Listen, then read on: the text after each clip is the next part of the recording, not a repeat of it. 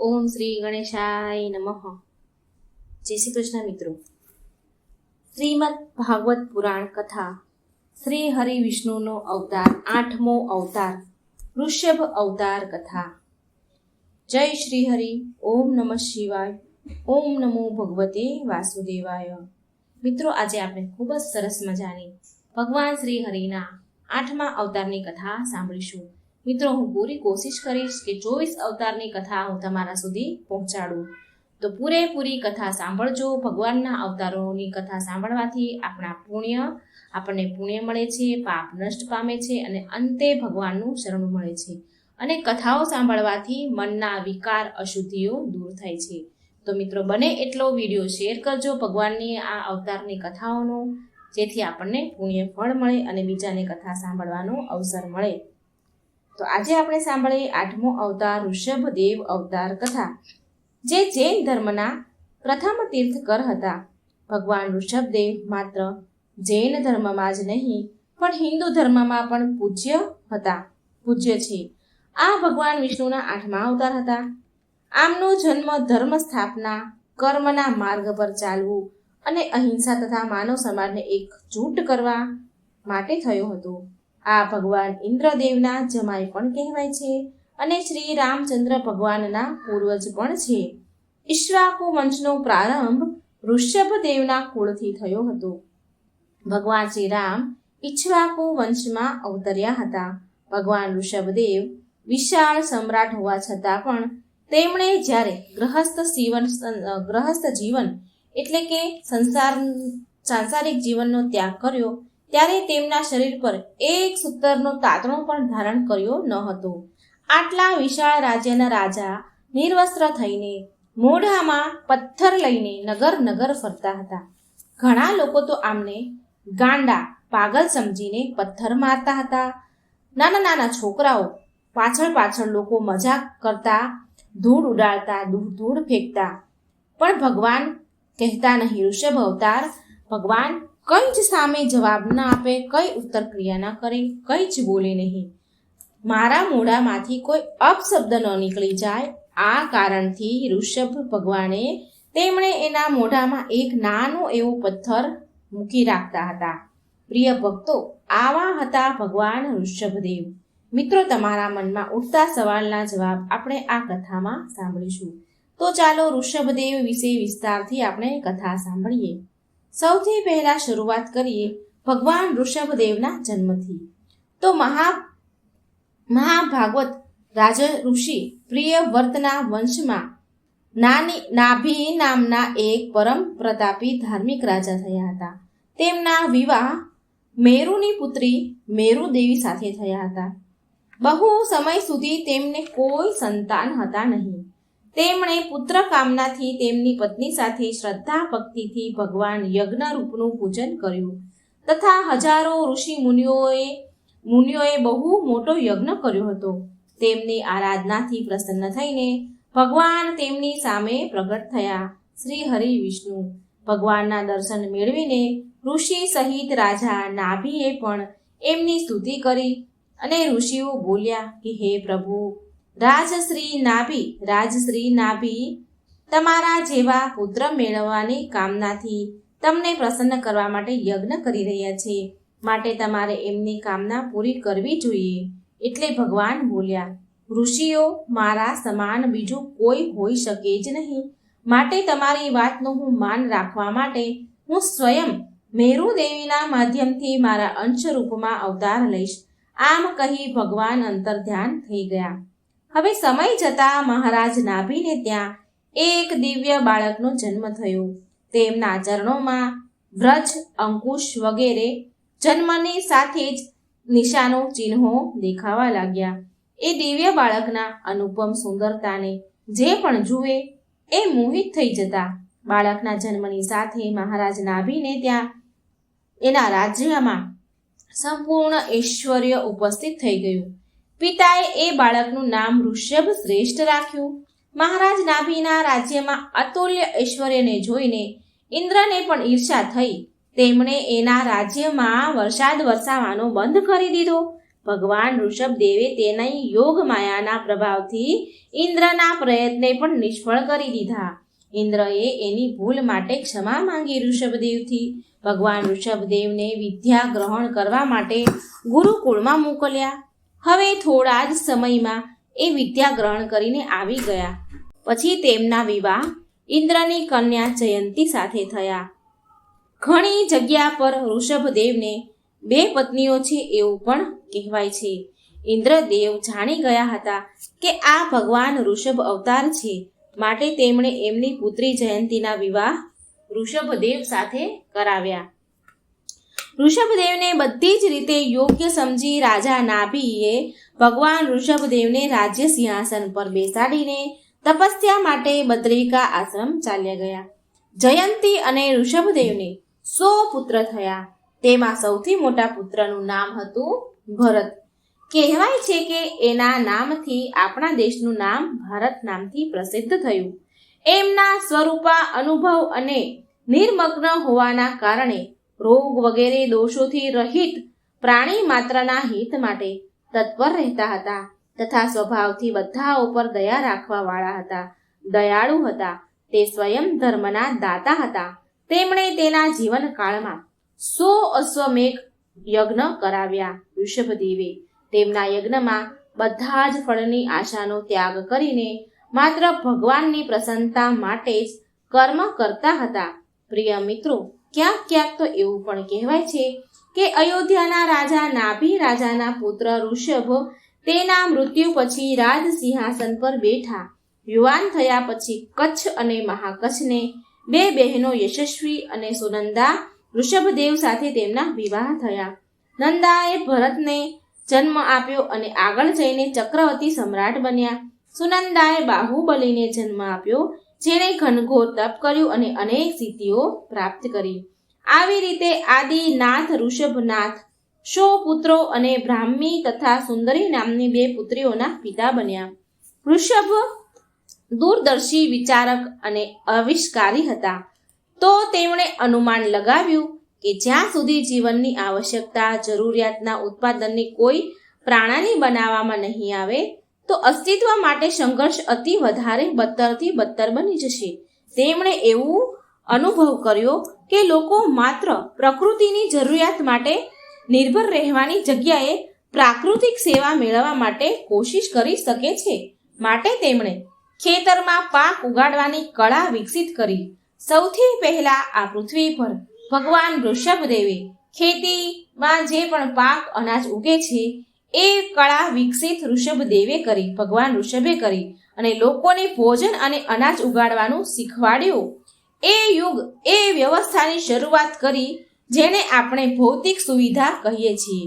લોકોના જીવન વધારે ને વધારે આરામદાયક બનાવવા માટે ભગવાન ઋષભદેવે વાસણ બનાવ્યા, ખાવાનું બનાવવાનું શીખવાડ્યું, ઘર બનાવવાનું, કપડાં બનાવવાનું, જમીન પર ખેતી કેવી રીતે કરવી અને ગાયો, ઘોડા જેવા જાનવરને પાળતા પણ શીખવાડ્યું. તેમણે લાકડી, ધાતુ અને પથ્થરથી અલગ અલગ પ્રકારની વસ્તુઓ બનાવવા માટે વિભિન્ન કલાઓ અને શિલ્પ વિકસિત કર્યા. તેમની કોશિશના કારણે પહેલું શહેર એમનું નામ વિનિતા પડ્યું, જેને પછી અયોધ્યાના નામથી જણાવાય છે, જેને આપણે આજે અયોધ્યાના નામથી ઓળખીએ છીએ. એ શહેરનું નામ એ સમયે વિનિતા હતું અને માનવ સમાજમાં પહેલા સ્વીકૃત શાસનના રૂપમાં ઋષભને રાજા ઋષભદેવના નામથી ઓળખાવા લાગ્યા. તેમના લાંબા સમયના શાસક દરમિયાન તેના ક્ષેત્રમાં શાંતિ અને સુરક્ષા રાખવા માટે ન્યાય, નિયમ અને કાનૂન બનાવ્યા. રાજા ઋષભદેવથી અનેક રાજ્યની પ્રજા શાંતિ અને સુખ પ્રદાન કરવાના કારણે બહુ પ્રેમ કરતી હતી પ્રજા એમને. ઋષભદેવને 100 પુત્ર હતા. 2 ને ભરત અને બાહુબલી કહેવામાં આવે છે. તેમને 2 દીકરી પણ હતી, બ્રાહ્મી અને સુંદરી. આ ચારેય બાળકો અલગ અલગ કલામાં માહિર હતા. ભરત એક વીર યોદ્ધા અને યોગ શાસક બન્યા. જૈન સાહિત્યથી ખબર પડે છે કે એમના નામથી ભારતનું નામ ભારત પડ્યું. બાહુનો અર્થ છે ભુજા, અને બાલીનો અર્થ છે શક્તિશાળી. ભગવાન ઋષભદેવની પુત્રીએ બ્રાહ્મીએ લખવાની કળા વિકસિત કરી અને બ્રાહ્મીએ લિપિ વિકસિત કરી, જેમાં ઘણા ધર્મગ્રંથો લખવામાં આવ્યા છે. તેમની બીજી દીકરી સુંદરી હતી. એ ગણિતમાં અસાધારણ પ્રતિભા તેમણે વિકસિત કરી. ઋષભદેવને તેમની ઉપલબ્ધિઓ પર ખૂબ પ્રસન્નતા હતી અને તે એમના શાસકથી સંતુષ્ટ હતા. એક દિવસ એવી ઘટના ઘટી કે ઋષભદેવનું જીવન આખું બદલી ગયું. ભગવાન ઋષભદેવનું જીવન અહીંયાથી નવું જીવન થઈ ગયું. એક દિવસ એવી ઘટના હતી કે એ ઘટનાથી એમના વિચારવાની રીત બદલી ગઈ, એના વિચાર બદલી ગયા. ભગવાન ઋષભદેવના દરબારમાં નીલંજના નામની એક નૃત્યકાર હતી, જે અતિશય રૂપવાન સુંદર હતી અને જેટલી તે સુંદર હતી તેટલી ગાયન અને નૃત્યમાં પણ નિપુણ હતી. એક દિવસની વાત છે. આખો દરબાર મંત્રમુગ્ધ થઈને નીલંજનાનું નૃત્ય જોઈ રહ્યા હતા. તો અચાનક તે બેભાન થઈને જમીન પર પડી ગઈ. પછી થોડી વારમાં તેની અંદર ચેતના આવી. તે ફરીથી ભાનમાં આવી અને નૃત્ય કરવા લાગી. નૃત્યના સમાપ્ત થતાં તે ફરી પાછી બેભાન થઈ ગઈ, પણ આ વખતે તે ભાનમાં ન આવી. તે મૃત્યુ પામી અને આ મૃત્યુ જોઈને ઋષભદેવના મન પર ઊંડી અસર પડી. તે વિચારમાં ડૂબી ગયા કે મૃત્યુ ક્યારેય પણ કોઈની પણ થઈ શકે છે. આપણે મૂર્ખ છીએ કે જીવનની સ્થિરતા જોઈએ છીએ. જો જીવનનું સત્ય આ જ છે તો આ સત્યને જાણવું જ પડશે. પણ આના માટે રાજ્યના દાયિત્વથી મુક્તિ મેળવવી પડશે મારે. તેમણે તો રાજપાટ તેમના છોકરાઓને સોંપી દીધું. વાળ મુંડાવી નાખ્યા અને સંન્યાસીનો વેશ ધારણ કરી જંગલ તરફ ચાલ્યા નીકળ્યા. ભગવાન ઋષભદેવે સ્થાપત્ય સુખની શોધમાં સાંસારિક જીવનનો ત્યાગ કરવાનો તેમણે નિર્ણય કર્યો. તેમણે ભરતને વિનીતા નગર, એટલે કે જે આજે આપણે અયોધ્યાના નામથી ઓળખીએ છીએ, એ વિનીતા નગર અયોધ્યા ભરતને સોંપ્યું. તક્ષશિલા નગર બાહુબલીને સોંપ્યું અને એના વિશાળ રાજ્યના અન્ય ભાગો બીજા 98 પુત્રને સોંપી દીધા. પછી તેમણે તેની બધી જ સંપત્તિ ત્યાગી દીધી અને પરમ સત્યની શોધમાં એક ભિક્ષુક બની ગયા. તેમના 4000 સહયોગી અનુયાયીઓ સાંસારિક જીવનનો ત્યાગ કરવામાં એની સાથે ભળી ગયા. બ્રહ્મવર્ધની બહાર નીકળ્યા પછી તેમનું મુખ જે બાજુ ઉપર ઉઠ્યું એ બાજુ એ ચાલી નીકળ્યા. બુદ્ધિના ઉજાગર હોવા છતાં મૂર્ખોની જેમ એના વિચાર થવા લાગ્યા. મૂર્ખો જેવું તેનું આચરણ થવા લાગ્યું. એ કોઈના સવાલ જવાબ ન આપે. કોઈ ગમે તે કરે, કંઈ પણ કરે, પણ એ કોઈના સવાલના જવાબ આપે નહીં અને જેમ મન થાય એમ દોડવા લાગે. છોકરાઓ પાછળ પાછળ ફરે, તાળીઓ વગાડતા વગાડતા એમની પાછળ ફરતા જાય, પણ કોઈ એમને ચિંતા થતી નહીં. જ્યાં કંઈ પણ ખાવાનું આપે, કોઈ પણ જે પણ ખાવાનું આપે તે પેટ ભરીને એ ખાઈ લેતા, પણ કોઈની પાસે ક્યારેય કંઈ માંગતા નહીં. ઋષભદેવ સર્વથા દિગંબર હોવા છતાં વિચરણ કરતા હતા. દિગંબર હતા છતાં વિચરણ કરતા હતા. તેમની ઉચ્ચતમ સ્થિતિને કોઈ સમજતા નહીં અને દંડ આપતા, પ્રહાર કરતા તેમના પર ઘણા લોકો કેટલી જાતના પથ્થર ફેંકે, કેટલાય લોકો એને ગાળો આપે. ઘણા લોકો તો એ પરમ પુરુષ પર થૂંકતા પણ હતા. કોઈક કાકરા પથ્થર મારે તો ઘણા તેની ઉપર મળમૂત્રનો પણ ત્યાગ કરી દેતા. પણ શરીર પર અનાસક્તિ અને મેલપણાનો ભાવ ન હોવાના કારણે ઋષભદેવ કંઈ પણ બોલે નહીં. લોકો મળમૂત્ર પણ જો એની ઉપર ત્યાગી દે તો પણ એ બોલે નહીં. તે હંમેશા શાંત અને મૌન જ રહેતા અને તેમના આગળના રસ્તે વધી જતા. ઋષભદેવની ધૂળ માટીથી ભરેલી કાયા, ગૂંચવાયેલા વાળ, મેલા વાળ, વાટું વણાઈ ગયેલા વાળ તથા ગાંડા જેવો વેશ અત્યંત મનોરથ અને ચિત્ત આકર્ષિત દેખાતું હતું. એમનું એ અભિભૂત વૃત્તિની સાથે અજગર વૃત્તિથી રહેવા લાગ્યા. એમની અંદર મનુષ્યનું અભિમાન વિસ્મૃત થઈ ગયું. હવે એને જો કોઈ ખાવા આપે તો તે ખાઈ લે, નહીં તો એમના દ્વારા ભોજનની કોઈ ઈચ્છા હતી નહીં. એમને ભોજન કરવાની કોઈ ઈચ્છા થતી નહીં. કોક આપે તો ખાવાનું, નહીતર કંઈ નહીં. એ પશુઓની જેમ પાણી પી અને પશુની જેમ ગમે ત્યાં પડ્યા રહે. પશુની જેમ સૂતા, બેસતા, ઉઠતા, મળમૂત્રનો ત્યાગ પણ કરી દેતા. મળને તેના આખા શરીર પર એ લેપી નાખતા.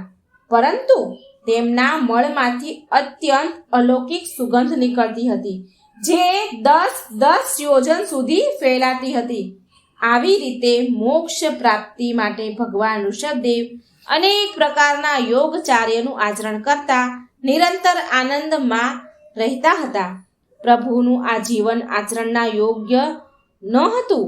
આ આચરણ જીવનને યોગ્ય ન હતું. આ તો એક અવસ્થા જ હતી. આ સ્થિતિ શાસ્ત્રથી પરે હતી. એક ભિક્ષુકના રૂપમાં ઋષભદેવ એક સ્થાનથી બીજા સ્થાનની યાત્રા કરી એ ભોજન અને પાણી વિશે વિચારતા પણ ન હતા અને નિરંતર ધ્યાનમાં સ્થિત રહેતા હતા. જો કે એમના ઊંડા ધ્યાનનો મતલબ હતો કે એ એમના અનુયાયીઓને માર્ગદર્શન ન આપી શક્યા કે એમને ભિક્ષુકના રૂપમાં જીવન કેવું જીવવું જોઈએ. તેમના અનુયાયીઓ તેમની જેમ ઉપાસના કરવામાં અસમર્થ હતા, એમની જેવું જીવન જીવવામાં અસમર્થ હતા. પણ એ અનુયાયીઓ પાછા જવા માંગતા ન હતા. એ ભગવાન ઋષભદેવ સાથે જ રહેવા માંગતા હતા. હવે એ મૂંઝવણમાં પડી ગયા એમના અનુયાયીઓ કે કેવી રીતે વ્યવહાર કરવો. એટલે એમણે પાસેના જંગલથી મેળવેલ ફળ અને શાકભાજી પર જીવવાનો નિર્ણય કર્યો. થોડા સમય પછી ઋષભદેવને એમના અનુયાયીઓને દયનીય સ્થિતિ દેખાણી. એટલે જૈન ભિક્ષુકોને ફળ અને શાકભાજી ઝાડ પરથી તોડતા નથી. જે જૈન ભિક્ષુકો હોય છે, ફળ અને શાકભાજી ઝાડ પરથી પોતે જાતે તોડતા નથી, પરંતુ એ બીજા સામાન્ય લોકોના ઘરે જઈને ભિક્ષા માંગે છે અને ખાય છે. માટે ઋષભદેવે એ ભિક્ષુકને કેવી રીતે રહેવું જોઈએ એ શીખવાડવાનો નિર્ણય લીધો. એ મૌન રહીને ભિક્ષા માટે ઘરે ઘરે જવા લાગ્યા. જો કે એ સમયે લોકોને ખબર ન હતી કે એ એમના એક સમયના પ્રિય રાજા ઋષભદેવને શું ભેટમાં આપવું. લોકોને એ ખબર નથી. લોકો તો હજી પણ એમને એક રાજા જેવું માન આપતા હતા. એટલે લોકોને એ ખબર નહીં કે ભિક્ષુક બનેલા ઋષભદેવ છે, એમને શું ભિક્ષામાં ભેટ આપવું. તો લોકોએ ઋષભદેવને આભૂષણ અને મૂલ્યવાન વસ્તુઓ ભેટ આપે છે. રોજ ભિક્ષા માંગવા જાય. રોજ એના લોકો, રાજ્યના લોકો રોજ એમને ભિક્ષામાં આભૂષણ આપે, કિંમતી વસ્તુઓ આપે, મૂલ્યવાન વસ્તુઓ આપે. આવું બધું એમને આપે, પણ કોઈ ભોજન આપવા વિશે વિચારે નહીં. કેમ કે એ લોકો જાણતા હતા કે એ અમારા રાજા છે, માટે સોના ચાંદી વગેરે આપવામાં આવે તો એ લોકો ભૂલી ગયા હતા કે આ સંન્યાસી છે, એમને કંઈ ન જોઈએ, તેમને તો માત્ર ભોજન જ જોઈએ. પણ લોકો આ વાત સમજી ન શક્યા અને ભગવાન ઋષભદેવને સોના ચાંદી ભેટ ભિક્ષામાં આપતા ગયા. પરિણામ સ્વરૂપ ઋષભદેવને 400 દિવસો સુધી ઉપવાસ રહેવા પડ્યા. ઋષભદેવને એ દિવસોમાં ઉપવાસ રહેવા પડ્યા. આ પ્રકારે તેમને 400 દિવસ એટલે કે 13 મહિના અને 9 દિવસ ઉપવાસ કર્યો.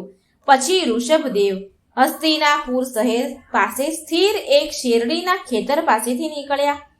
એ ખેતર તેમના પરપૌત્ર શ્રેયાંશનું હતું, તો એણે ઋષભદેવને શેરડીનો રસ આપ્યો.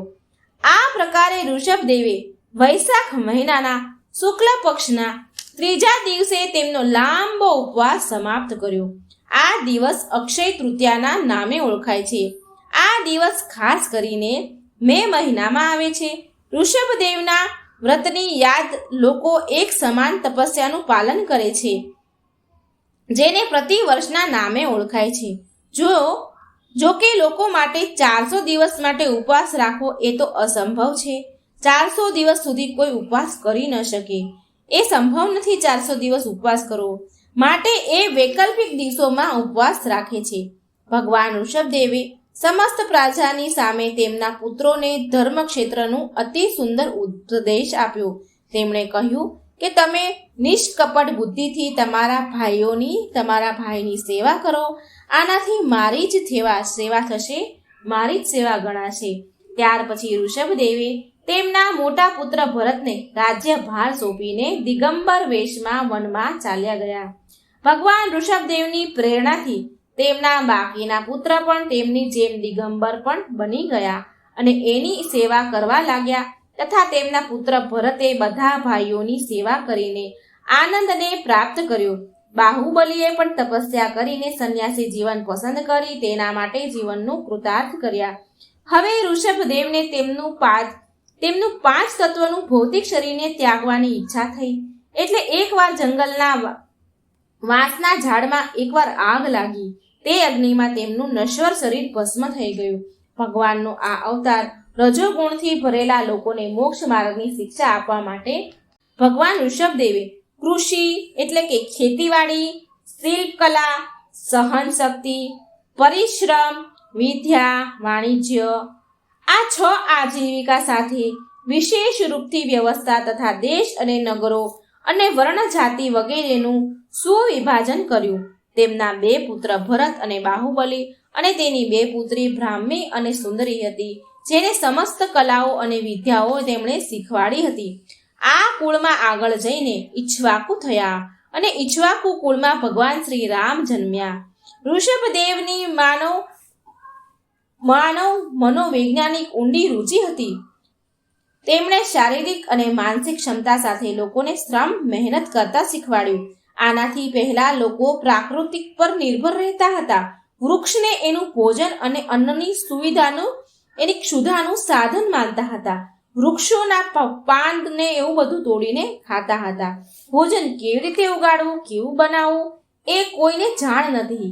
આ બધું ઋષભદેવે ભગવાનના અવતારે આ બધું વિકસાવ્યું. કેવી રીતે ભોજન કરવું, ખાવું, ખેતીવાડી આ બધું જ એમણે શીખવાડ્યું. ભગવાન ષભદેવે પહેલા કૃષિ ઉપજ એટલે કે ખેતી કેવી રીતે કરવી અને અન્ન ઉગાડવાની પ્રવૃત્તિ શીખવાડી. તેમણે ભાષાને સુવ્યવસ્થિતકરણ કરી લેખિત એટલે કે લખવાના ઉપકરણ સાથે સંખ્યાનું આવિષ્કરણ કર્યું. નગરોનું નિર્માણ કર્યું. તેમણે વાસણ, સ્થાપત્ય કલા, શિલ્પ, સંગીત, નૃત્ય અને આત્મરક્ષા માટે શરીરને મજબૂત બનાવવાનું શીખવાડ્યું. સાથે સામાજિક સુરક્ષા અને દંડ સંહિતાની પ્રણાલી પણ સ્થાપિત કરી. તેમણે દાન અને સેવાનું મહત્વ સમજાવ્યું. જ્યાં સુધી રાજા હતા ત્યાં સુધી તેમણે ગરીબ જનતા, સંન્યાસી અને બીમારી લોકોનું ધ્યાન રાખ્યું. તેમણે ચિકિત્સાની શોધમાં પણ લોકોની મદદ કરી. નવી નવી વિદ્યાઓને શોધવા માટે પણ લોકોને પ્રોત્સાહિત કર્યા. ભગવાન ઋષભદેવે માનવ સમાજને સભ્ય અને સંપન્ન બનાવવા માટે જે યોગદાન આપ્યું એના મહત્વને બધા જ ધર્મના લોકોને સમજવાની જરૂર છે. ઋગ્વેદમાં ઋષભદેવની ચર્ચા ઋષભનાથ અને ક્યાંક વાતરસનાથ મુનિના નામથી પણ ઓળખાય છે. શિવ પુરાણમાં એમને 28મા યોગ અવતાર પણ ગણવામાં આવે છે. અંતે માનવામાં આવે છે કે શ્રમણ પરંપરાની શરૂ થઈ અને આમનાથી સિદ્ધો, નાથો તથા સેવા પરંપરાના અન્ય માર્ગોની શરૂઆત માનવામાં આવે છે. માટે ઋષભનાથ જેટલા જૈન માટે મહત્વપૂર્ણ છે એટલા હિન્દુઓ માટે પણ પરમ આદરણીય પુરુષ રહ્યા છે.